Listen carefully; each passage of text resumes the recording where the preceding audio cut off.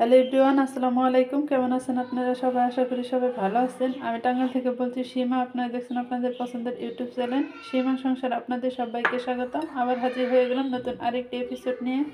তো আজকে আমি করে দেখাবো টমেটো ভর্তা। টমেটো ভর্তা করার জন্য এখানে আমি 3টা টমেটো নিয়ে নিছি। 3টা টমেটো টুকরা করে 6 পিস করে নিয়ে নিছি। সবগুলো টমেটো কিন্তু এভাবে আমি কেটে নিছি। তো কথা না বাড়িয়ে এখন ভর্তা করার জন্য সরাসরি চুলায় চলে যাব। ভর্তা করার জন্য চুলায় চলে এসেছি। প্রথমে আমি টমেটোটা একটু তেলে ভাজি করে নেব, কারণ টমেটোর উপরে যে খোসাটা থাকে সেই খোসাটা ছাড়িয়ে নেওয়ার জন্য। তেলটাও গরম হয়ে গেছে, এখানে এখন টমেটোগুলো দিয়ে দেব। উপরের এই খোসাটা ছাড়ানোর জন্য আমি তেলে একটু ভাজি করে নেব। এখন একটা ঢাকনাটা ঢেকে আমি ভাজি করব। এখানে কিন্তু লবণ হলুদ কিচ্ছুই দেয় নেই, এমনিতে তেলে ভাজি করে নিতে হবে। তো ওদিকে টমেটোটা সিদ্ধ হতে দিছি। সিদ্ধ হতে হতেই এখানে আমি দিয়ে দেবো কিছু শুকনো মরিচের গুঁড়ি ভর্তা করার জন্য। আর এখানে কিন্তু রসুন কুচি নিয়ে নিছি, সাথে দিয়ে দেবো লবণ আর দিয়ে দেবো এখন হলুদের গুঁড়ি। এগুলো দিয়ে তেলে একটু ভাজি ভাজি করে নেব। আর রসুন যেহেতু এক সাইডে রাখছি, রসুনটাই কিন্তু আমি প্রথমে একটু ভাজি করে নেব। আর সবগুলো এখন এখানে দিয়ে নিলাম। তো দেখেন যে তেলে দিয়ে দিচ্ছি। তেলটা প্রথম অবস্থায় কিন্তু বোঝা যায় না যে কতটা তেল দিচ্ছি। এখন আবার উল্টিয়ে দিব।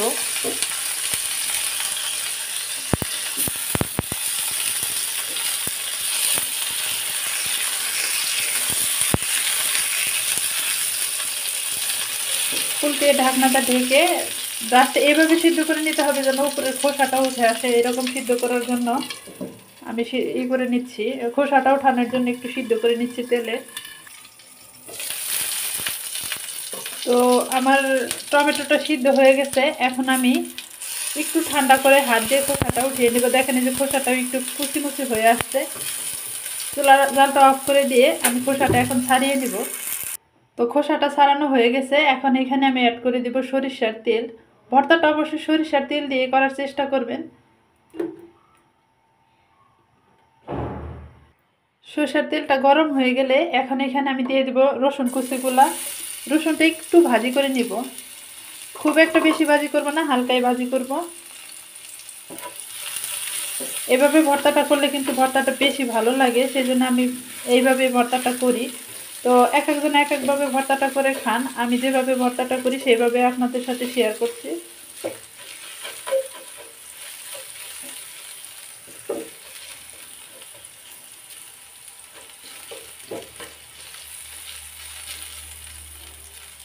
আমার কাছে রসুনটা একটু লালচে করে ভাজি করলে রসুনের ফ্লেভারটা ভালো লাগে যে কোনো কিছুতে, সেজন্য রসুনটা আমি প্রথমে একটু লালচে কালার করে ভাজি করে নেব।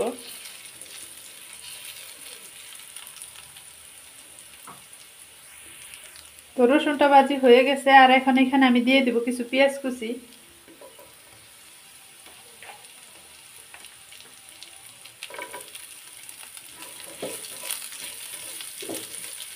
পেঁয়াজ কুচিটাও একটু তেলে ভাজি করে নেব।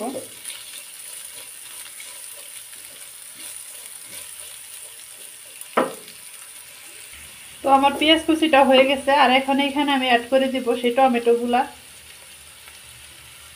দেখেন টমেটোগুলো আমি কিভাবে বেছে নিছি। আর একটু ভাজি করে নিলে দেখবেন যে ইজিভাবে উঠে যাবে।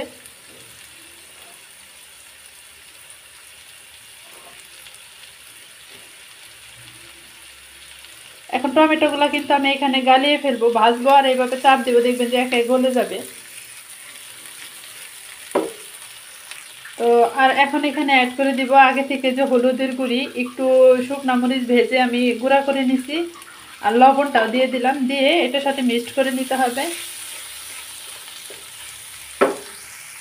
মিক্সড করব আর এই টমেটোগুলো চেপে চেপে ভর্তাটাও করে নিব। দেখেন টমেটোটা গলে এরকম হয়ে গেছে। আর একটু চেপে চেপে ভর্তাটা করে নিলাম। আর কিছুক্ষণ জাল করে তারপর আমি চুলা থেকে নামিয়ে নিব। একদম কিন্তু লালচে কালার হয়েছে। আর টমেটো ভর্তা জানেন সবাই যে লালচে কালার হয়, কিন্তু ক্যামেরাতে যেন কিরকম লাগছে।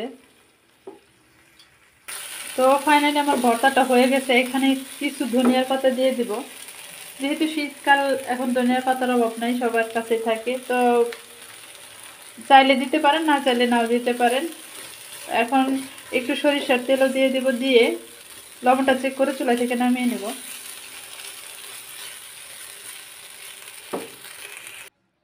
তো ফাইনালি রেডি হয়ে গেছে আমার টমেটো ভর্তাটা। আর ভর্তাটা এরকম হয়েছে, কী যে মজার ভর্তাটা আপনাদের সাথে শেয়ার করলাম। একবার হলে আপনারা ট্রাই করে দেখবেন। আর গরম গরম ভাতের সাথে এই ভর্তাটা খেতে কিন্তু খুব ভালো লাগে।